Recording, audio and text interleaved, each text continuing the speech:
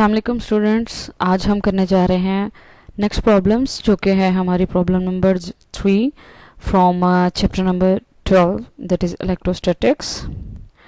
जी तो student statement है a point charge Q is equals to -8 into 10 raise to the power -8 coulombs. एक point charge है जिसकी value है -8 into 10 raise to the power -8 and that charge is placed at origin. वो charge कहाँ पे है? Origin के ऊपर।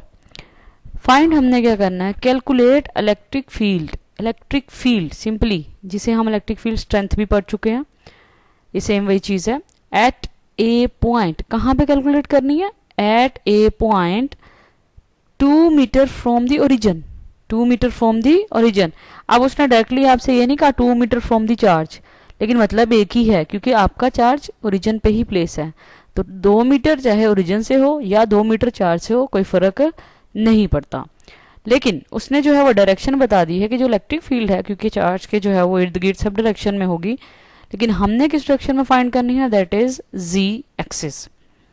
अच्छा, सबसे पहले हम डाटा लिखते हैं, फिर बाकी बातें जो है वो साथ साथ जो है वो हम डिस्कस करेंगे, जो कि नोट करने वाली बातें हैं इस प्रॉब्लम में। बहुत सिंपल सी प्रॉब्लम है, ज़्यादा कोई मुश्किल नहीं है। डाटा यानी कि गिवन। ओके, हम स्टार्ट करते हैं डाटा से। क्या हमें गिवन है? सबसे पहले जो है वो हमें गिवन था चार्ज, और चार्ज कितना था? Q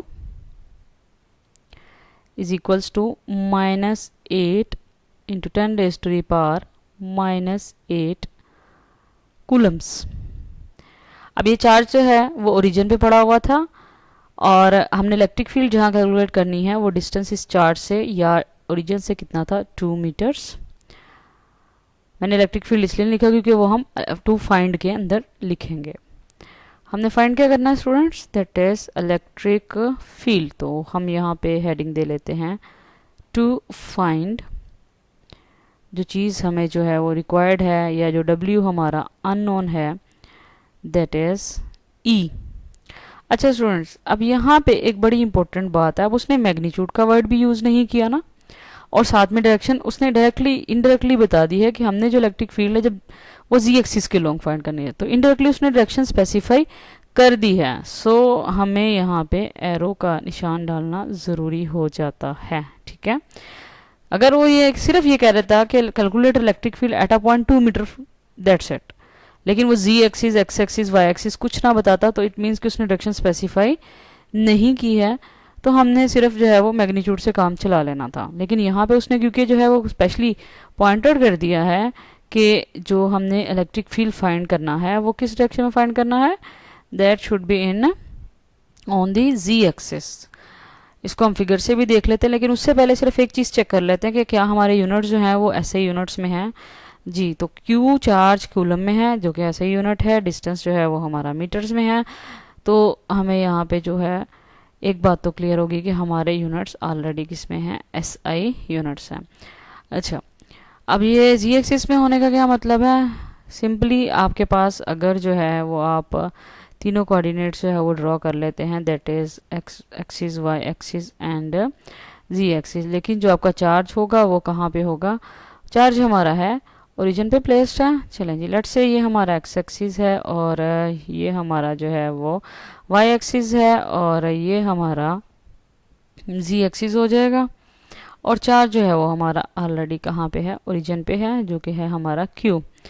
तो लेट्स से अगर ये 1 है और तो ये 2 है, यहाँ पे हमने जो है इतने डिस्टेंस पे हमने क्या फाइंड करनी है? इलेक्ट्रिक फील्ड स्ट्रेंथ या सिंपली इलेक्ट्रिक फील्ड। जी तो स्टूडेंट्स, अब हम चलते हैं फार्मूले की तरफ। फार्मूला फार्मूला फार्मूला फार्मूले अब हमने पढ़े तो 2 हैं, रट्टा मारने की ज़रूरत नहीं है।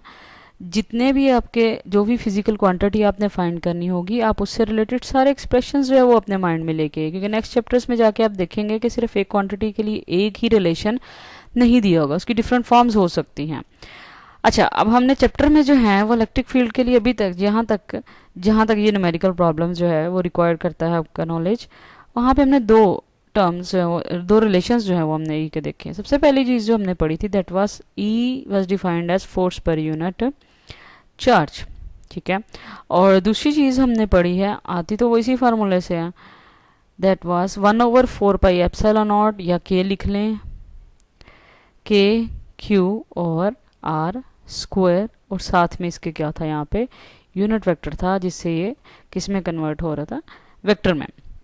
अब यहाँ से हमें डिसाइड करना है कि इलेक्ट्रिक फील्ड जो है वो हमने कौन सा रिलेशन, स्टूडेंट्स अक्सर स्टूडेंट ये कंप्लेन करते हैं कि फार्मूले की समझ नहीं आती कि फार्मूला कौन सा लगाएं। तो उसका सबसे बेस्ट वे यही है कि अगर आपको कन्फ्यूजन हो रही है ना, तो जो जो फार्मूला आपके माइंड में आ रहा है लिख लें, ठीक है। उसके बाद आप जाइए अपने डाटा पे, आपका डाटा आपको खुद गाइड कर देगा कि आपने किस न्यूमेरिकल प्रॉब्लम किस जो है वो फार्मूले को यूज़ करना है इस न्यूमेरिकल प्रॉब्लम के लिए, ठीक है।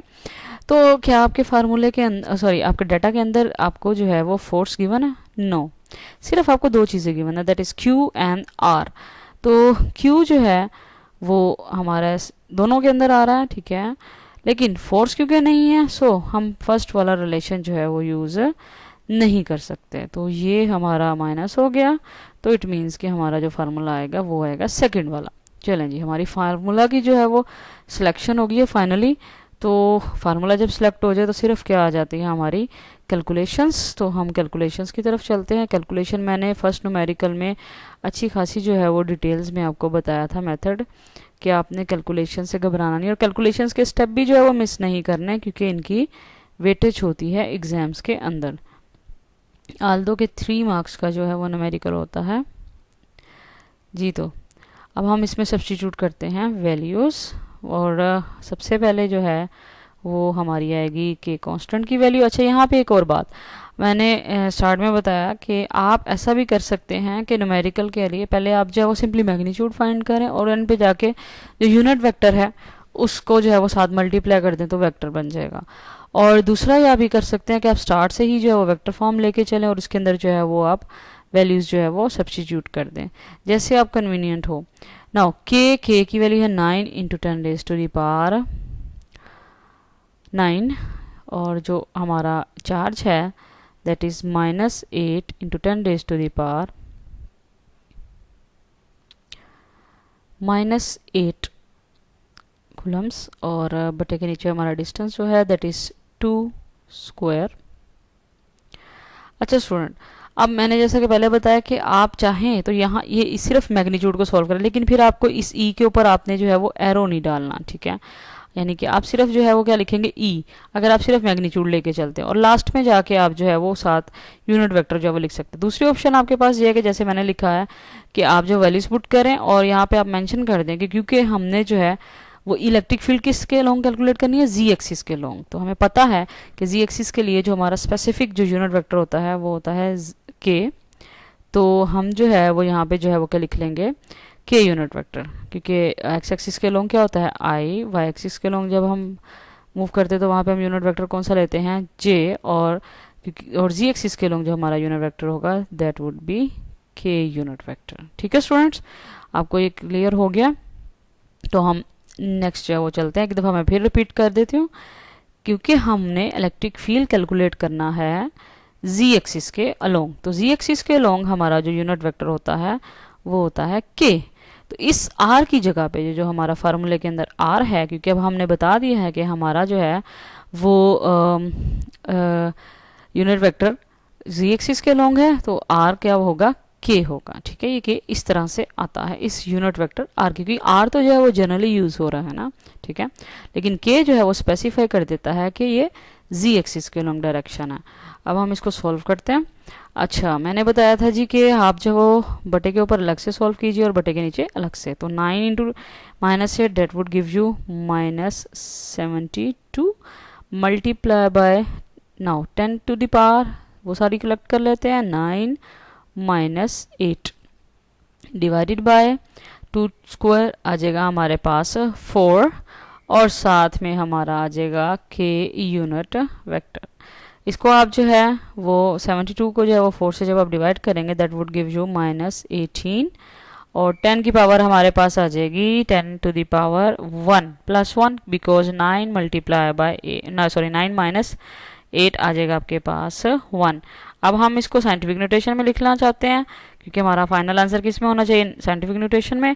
तो पॉइंट या डेसिमल प्लेस जिसको आप कहते हैं, डेसिमल पॉइंट जो वो हमारा क्या है 8 के बाद, तो हमें जो है वो लेके आना है 1 डिजिट के बाद, यानी कि जैसे कि 1, तो हम राइट टू लेफ्ट जा रहे हैं। तो राइट टू लेफ्ट जाने का मतलब क्या होता है स्टूडेंट्स के हमारी जो 10 की पावर आएगी वो प्लस में होगी, तो -1.8 multiply by 10 to the power 1, ये हमारा साइंटिफिक नोटेशन की वजह से आ गया।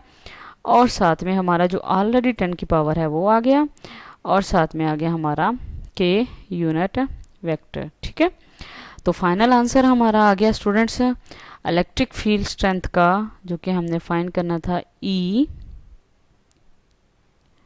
Is equals to -1.8 into 10 to the power 1 + 1 क्या हो जाएगा स्टूडेंट 2, और साथ में आ गया हमारा के यूनिट वेक्टर। और अब हमने जो है वो अपनी फिजिकल क्वांटिटी का यूनिट लाजमी लिखना है आंसर के साथ, और जो कि होता है हमारा न्यूटन पर कूलम। यूनिट वेक्टर जो होता है वो हमेशा डेफिनेशन से आता है, ये याद रखिएगा। ये जो हमने यहाँ पे स्टार्ट में फर्स्ट जो फार्मूला लिखा था वो हमारा क्या था, ये बेसिकली इसकी ये आया था by definition, E is equals to F/Q। तो F का यूनिट क्या होता है न्यूटन, और चार्ज का यूनिट होता है कूलम, इसीलिए इलेक्ट्रिक फील्ड स्ट्रेंथ का यूनिट क्या बन गया न्यूटन पर कूलम। आई होप कि आपको ये प्रॉब्लम जो है वो अच्छी तरह से समझ आ गई होगी। अल्लाह हाफिज़ स्टूडेंट्स। अस्सलाम वालेकुम स्टूडेंट्स, आज हम करने जा रहे हैं नेक्स्ट प्रॉब्लम्स, जो कि है हमारी problem number 3 from chapter number 12 that is electrostatics. जी तो स्टूडेंट स्टेटमेंट है A point charge Q is equals to -8 into 10 raised to the power -8 coulombs। एक पॉइंट चार्ज है जिसकी वैल्यू है -8 into 10 raised to the power -8 and that charge is placed at origin। वो charge कहाँ पे है origin के ऊपर।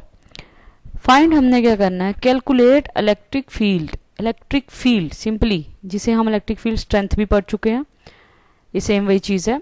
एट ए पॉइंट कहाँ पे कैलकुलेट करनी है, at a point 2 metre from the origin, 2 metre from the origin. अब उसने डायरेक्टली आपसे ये नहीं कहा 2 मीटर फ्रॉम द चार्ज, लेकिन मतलब एक ही है क्योंकि आपका चार्ज ओरिजिन पे ही प्लेस है। तो 2 मीटर चाहे ओरिजिन से हो या 2 मीटर चार्ज से हो, कोई फर्क नहीं पड़ता। लेकिन उसने जो है वो डायरेक्शन बता दी है कि जो इलेक्ट्रिक फील्ड है, क्योंकि चार्ज के जो है वो इर्द गिर्द सब डायरेक्शन में होगी, लेकिन हमने किस डायरेक्शन में फाइंड करनी है, दैट इज Z एक्सिस। अच्छा, सबसे पहले हम डाटा लिखते हैं, फिर बाकी बातें जो है वो साथ साथ जो है वो हम डिस्कस करेंगे, जो कि नोट करने वाली बातें हैं इस प्रॉब्लम में। बहुत सिंपल सी प्रॉब्लम है, ज़्यादा कोई मुश्किल नहीं है।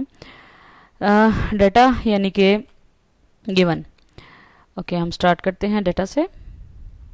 क्या हमें गिवन है, सबसे पहले जो है वो हमें गिवन था चार्ज, और चार्ज कितना था Q is equals to -8 into 10 raised to the power -8 coulombs. अब ये चार्ज जो है वो ओरिजिन पे पड़ा हुआ था, और हमने इलेक्ट्रिक फील्ड जहाँ कैलकुलेट करनी है वो डिस्टेंस इस चार्ज से या ओरिजिन से कितना था 2 मीटर्स। मैंने इलेक्ट्रिक फील्ड इसलिए लिखा क्योंकि वो हम टू फाइंड के अंदर लिखेंगे। हमने फाइंड क्या करना है students, that is electric field. तो हम यहाँ पे हेडिंग दे लेते हैं टू फाइंड, जो चीज़ हमें जो है वो रिक्वायर्ड है या जो W हमारा अननोन है, दैट इज E। अच्छा स्टूडेंट्स, अब यहाँ पे एक बड़ी इंपॉर्टेंट बात है, अब उसने मैग्नीट्यूड का वर्ड भी यूज़ नहीं किया ना, और साथ में डायरेक्शन उसने डायरेक्टली इनडायरेक्टली बता दी है कि हमने जो इलेक्ट्रिक फील्ड है जब वो Z एक्सिस के लॉन्ग फाइंड करनी है, तो इनडायरेक्टली उसने डायरेक्शन स्पेसिफाई कर दी है। सो हमें यहाँ पे एरो का निशान डालना ज़रूरी हो जाता है। ठीक है, अगर वो ये सिर्फ ये कह रहा था कि calculate electric field at a point 2 metre, that's it, लेकिन वो Z axis, X axis, Y axis कुछ ना बताता, तो इट मीन्स कि उसने डायरेक्शन स्पेसिफाई नहीं की है, तो हमने सिर्फ जो है वो मैग्नीट्यूड से काम चला लेना था। लेकिन यहाँ पे उसने क्योंकि जो है वो स्पेशली पॉइंट आउट कर दिया है कि जो हमने इलेक्ट्रिक फील्ड फाइंड करना है वो किस डायरेक्शन में फाइंड करना है, that should be in on the Z axis. इसको हम फिगर से भी देख लेते हैं, लेकिन उससे पहले सिर्फ एक चीज़ चेक कर लेते हैं कि क्या हमारे यूनिट्स जो हैं वो ऐसे यूनिट्स में हैं। जी, तो Q चार्ज कूलम में है, जो कि ऐसे यूनिट है, डिस्टेंस जो है वो हमारा मीटर्स में है। तो हमें यहाँ पे जो है एक बात तो क्लियर होगी कि हमारे यूनिट्स ऑलरेडी किसमें हैं, SI यूनिट्स हैं। अच्छा, अब ये जी एक्सिस में होने का क्या मतलब है, सिंपली आपके पास अगर जो है वो आप तीनों कोऑर्डिनेट्स जो है वो ड्रॉ कर लेते हैं, that is X axis, Y axis and Z axis, लेकिन जो आपका चार्ज होगा वो कहाँ पे होगा, चार्ज हमारा है ओरिजिन पे प्लेस्ड है। चलें जी, लेट्स से ये हमारा एक्स एक्सिस है और ये हमारा जो है वो वाई एक्सिस है और ये हमारा जी एक्सिस हो जाएगा। और चार्ज जो है वो हमारा ऑलरेडी कहाँ पे है, ओरिजिन पे है, जो कि है हमारा Q। तो लेट्स से अगर ये 1 है और तो ये 2 है, यहाँ पे हमने जो है इतने डिस्टेंस पे हमने क्या फाइंड करनी है, इलेक्ट्रिक फील्ड स्ट्रेंथ या सिंपली इलेक्ट्रिक फील्ड। जी तो स्टूडेंट्स, अब हम चलते हैं फार्मूले की तरफ। फार्मूले अब हमने पढ़े तो 2 हैं, रट्टा मारने की ज़रूरत नहीं है। जितने भी आपके जो भी फिजिकल क्वांटिटी आपने फाइंड करनी होगी, आप उससे रिलेटेड सारे एक्सप्रेशंस जो है वो अपने माइंड में लेके, क्योंकि नेक्स्ट चैप्टर्स में जाके आप देखेंगे कि सिर्फ एक क्वांटिटी के लिए एक ही रिलेशन नहीं दिया होगा, उसकी डिफरेंट फॉर्म्स हो सकती हैं। अच्छा, अब हमने चैप्टर में जो है वो इलेक्ट्रिक फील्ड के लिए अभी तक जहाँ तक ये न्यूमेरिकल प्रॉब्लम जो है वो रिक्वायर करता है आपका नॉलेज, वहाँ पे हमने 2 टर्म्स जो है वो 2 रिलेशंस जो है वो हमने ई के देखे। सबसे पहली चीज़ जो हमने पढ़ी थी, that was E was defined as force per unit charge, ठीक है। और दूसरी चीज़ हमने पढ़ी है, आती तो वो इसी फार्मूले से है, that was 1/4 pi epsilon not, या के लिख लें, के क्यू और आर स्क्वायर, और साथ में इसके क्या था, यहाँ पे यूनिट वेक्टर था, जिससे ये किस में कन्वर्ट हो रहा था, वेक्टर में।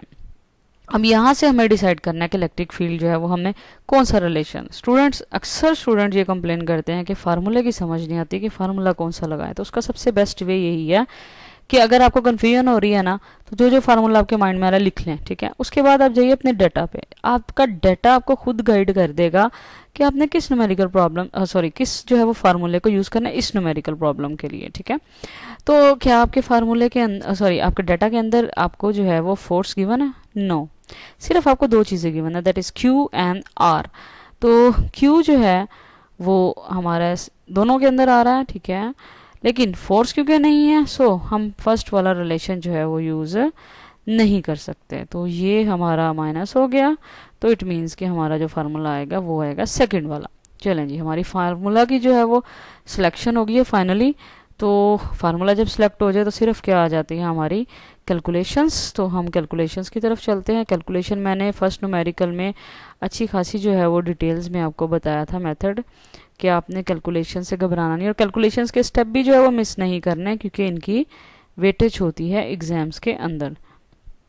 आल्दो के 3 मार्क्स का जो है वो न्यूमेरिकल होता है जी। तो अब हम इसमें सब्स्टिट्यूट करते हैं वैल्यूज़, और सबसे पहले जो है वो हमारी आएगी कि कांस्टेंट की वैल्यू। अच्छा, यहाँ पे एक और बात मैंने स्टार्ट में बताया कि आप ऐसा भी कर सकते हैं कि न्यूमेरिकल के लिए पहले आप जो है वो सिंपली मैग्नीट्यूड फाइंड करें और एन पे जाके जो यूनिट वेक्टर है उसको जो है वो साथ मल्टीप्लाई कर दें तो वेक्टर बन जाएगा। और दूसरा यह भी कर सकते हैं कि आप स्टार्ट से ही जो है वो वेक्टर फॉर्म लेके चलें और उसके अंदर जो है वो आप वैल्यूज़ जो है वो सब्स्टिट्यूट कर दें, जैसे आप कन्वीनियंट हो। नाउ के की वैल्यू है 9 × 10⁻⁹, और जो हमारा चार्ज है that is -8 ×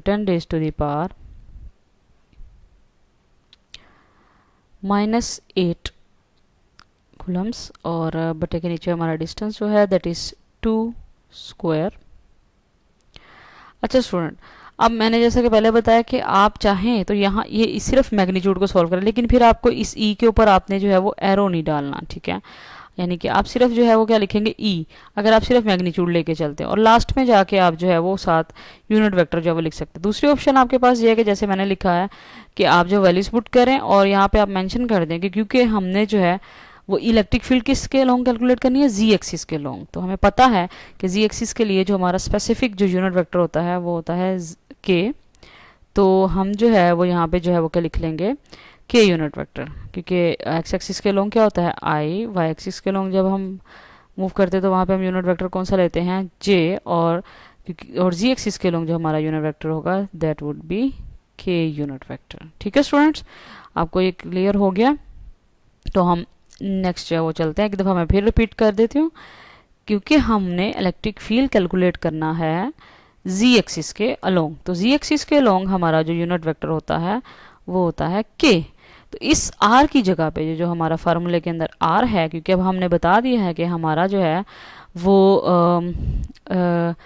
unit vector ji axis के अलोंग है, तो आर क्या होगा, के होगा। ठीक है, ये के इस तरह से आता है इस यूनिट वेक्टर आर, क्योंकि आर तो जो है वो जनरली यूज हो रहा है ना। ठीक है, लेकिन के जो है वो स्पेसिफाई कर देता है कि ये जी एक्सिस के लॉन्ग डायरेक्शन है। अब हम इसको सॉल्व करते हैं। अच्छा, मैंने बताया था जी कि आप जो वो बटे के ऊपर अलग से सॉल्व कीजिए और बटे के नीचे अलग से। तो 9 into -8 that would give you -72 multiply by, now 10 to the power, वो सारी कलेक्ट कर लेते हैं, 9 -8 डिवाइडेड बाय 2 स्क्वायर आ जाएगा हमारे पास 4, और साथ में हमारा आ जाएगा के यूनिट वेक्टर। इसको आप जो है वो 72 को जो है वो 4 से जब आप डिवाइड करेंगे दैट वुड गिव यू -18, और 10 की पावर हमारे पास आ जाएगी 10 to the power 1 plus 1, because 9 multiply by 9 -8 आ जाएगा आपके पास 1। अब हम इसको साइंटिफिक नोटेशन में लिखना चाहते हैं, क्योंकि हमारा फाइनल आंसर किस में होना चाहिए, साइंटिफिक नोटेशन में। तो पॉइंट या डेसिमल प्लेस जिसको आप कहते हैं, डेसिमल पॉइंट जो वो हमारा क्या है 8 के बाद, तो हमें जो है वो लेके आना है 1 डिजिट के बाद, यानी कि जैसे कि 1, तो हम राइट टू लेफ्ट जा रहे हैं। तो राइट टू लेफ्ट जाने का मतलब क्या होता है स्टूडेंट्स के, हमारी जो 10 की पावर आएगी वो प्लस में होगी, तो -1.8 multiply by 10 to the power 1, ये हमारा साइंटिफिक नोटेशन की वजह से आ गया। और साथ में हमारा जो ऑलरेडी 10 की पावर है वो आ गया, और साथ में आ गया हमारा के यूनिट वेक्टर। ठीक है, तो फाइनल आंसर हमारा आ गया स्टूडेंट्स इलेक्ट्रिक फील्ड स्ट्रेंथ का, जो कि हमने फाइंड करना था, E is equals to -1.8 into 10 to the power 1 plus 1 क्या हो जाएगा स्टूडेंट 2, और साथ में आ गया हमारा के यूनिट वेक्टर। और अब हमने जो है वो अपनी फिजिकल क्वांटिटी का यूनिट लाजमी लिखना है आंसर के साथ, और जो कि होता है हमारा न्यूटन पर कूलम। यूनिट वेक्टर जो होता है वो हमेशा डेफिनेशन से आता है, ये याद रखिएगा। ये जो हमने यहाँ पे स्टार्ट में फर्स्ट जो फार्मूला लिखा था वो हमारा क्या था, ये बेसिकली इसकी ये आया था by definition, E is equals to F/Q। तो F का यूनिट क्या होता है न्यूटन, और चार्ज का यूनिट होता है कूलम, इसीलिए इलेक्ट्रिक फील्ड स्ट्रेंथ का यूनिट क्या बन गया, न्यूटन पर कूलम। आई होप कि आपको ये प्रॉब्लम जो है वो अच्छी तरह से समझ आ गई होगी। अल्लाह हाफिज़ स्टूडेंट्स।